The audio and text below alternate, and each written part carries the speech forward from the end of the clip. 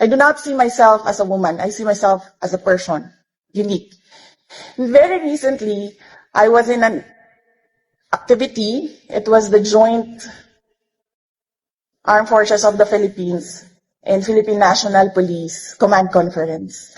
And then, sa atin na lang ito, dito sa kwarto na ito.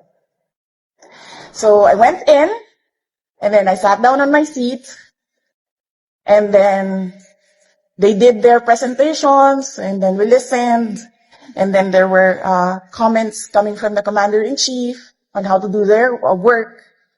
And then, nung umuwi na kami, sabi nung colleague ko sa Office of the Vice President, hindi mo ba napansin na ikaw lang ang babae doon? And then I said, no, hindi ko na, ako nga. And then I said, oh nga no, I was the only female, high-ranking official in the commander's table. And when you scan both sides of the room, the left side, the Philippine National Police, all the senior officers were men.